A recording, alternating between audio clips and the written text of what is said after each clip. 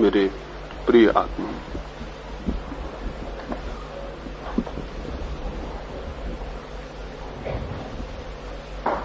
एक मित्र ने पूछा है कि मैंने सत्य को या परमात्मा को पाने की जो विधि बताई है वो सबका निषेध करके और स्वयं को जानने की है। क्या इससे उल्टा नहीं हो सकता है कि हम सब में ही परमात्मा को जानने का प्रयास करें, सर्व में वही है यह भाव करें? इसे थोड़ा समझना उपयोगी होगा।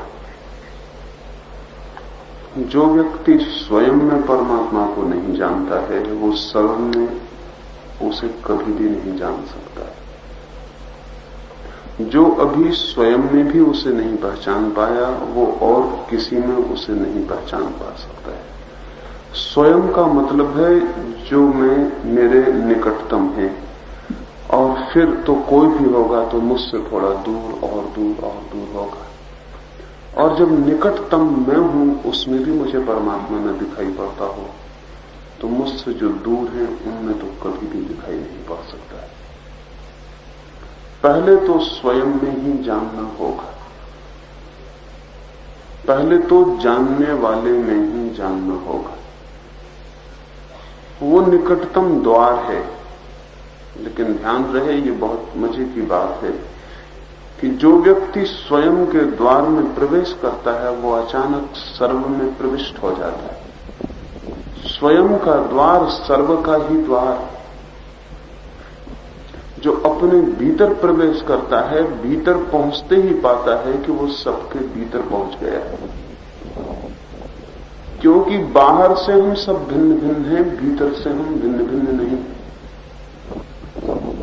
अगर कोई व्यक्ति एक वृक्ष के एक एक पत्ते को बाहर से खोजने जाए तो सभी पत्ते अलग अलग हैं, और अगर एक पत्ते के भी भीतर प्रविष्ट हो जाए तो वो उस वृक्ष की मूलधारा में पहुंच जाएगा जहां सभी पत्ते इकट्ठे। एक एक पत्ते को अलग से देखेगा तो एक एक पत्ता अलग अलग है, लेकिन किसी भी पत्ते को भीतर से जान ले तो वृक्ष की उस मूल धारा में पहुंच जाएगा जहां से सारे पत्ते निकलते हैं और जहां सब पत्ते विलीन हो जाते हैं। यदि हम अपने भीतर उतर जाएं तो हम सर्व के भीतर भी उतर जाते हैं। जब तक हम अपने भीतर नहीं उतरे हैं तभी तक मैं और तू का भेद है, और जिस दिन हम मैं के भीतर उतर जाएंगे उस दिन मैं भी मिट जाता है और तू भी। उस दिन सर्व ही शेष रह जाता है। असल में सर्व का मतलब ऐसा नहीं है कि मैं और तू का जोड़ का नाम सर्व है, ऐसा नहीं। सर्व का अर्थ मैं और सब तू का जोड़ नहीं। सर्व का मतलब है जहां मैं ना रह गया, तू ना रह गया, फिर जो शेष रह जाता है उसका नाम सर्व है। और अगर मेरा मैं अभी नहीं मिटा है तो मैं सर्व का जोड़ ही कर सकता हूं, लेकिन वो जोड़ सत्य ना होगा। सारे पत्तों को भी मैं जोड़ लूं तो भी वृक्ष नहीं बनता है, यद्यपि वृक्ष में सारे पत्ते जुड़े। वृक्ष सारे पत्तों के जोड़ से ज्यादा है। असल में जोड़ से कोई संबंध ही नहीं है, जोड़ना ही गलत है। जोड़ने में हमने अलग अलग मान ही लिया है, वृक्ष अलग अलग है ही नहीं। तो जैसे ही हम मैं में उतर जाएं वैसे ही मैं विलीन हो जाता है। स्वयं में उतरते जो सबसे पहली चीज मिटती है वो स्वयं का होना, और जहां स्वयं मिट गया वहां तू भी मिट गया, पराया भी मिट गया, फिर जो शेष रह जाता है वो सर्व। उसे सर्व कहना भी ठीक नहीं है, क्योंकि सर्व शब्द पुरानी मैं की ही भाषा है। इसलिए जो जानते हैं वो उसे सर्व भी ना कहेंगे। क्यों? वो कहेंगे किसका जोड़, कौन सब?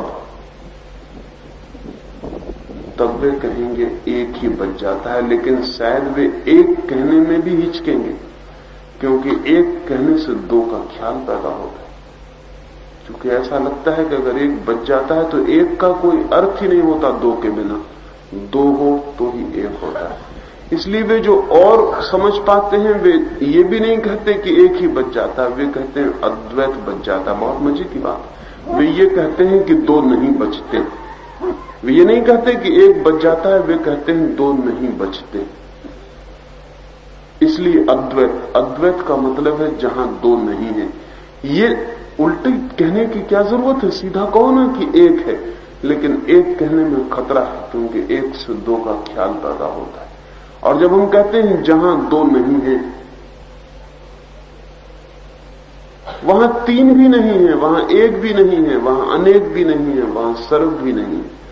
असल में वो जो हमारी देखने की दुनिया थी मैं के रहते, उसकी वजह से विभाजन पैदा हुआ था। अब अविभाज्य जो भी है, अविभाजित, इनडिविजिबल, वो शेष रह जाता है। लेकिन उसे जानने के लिए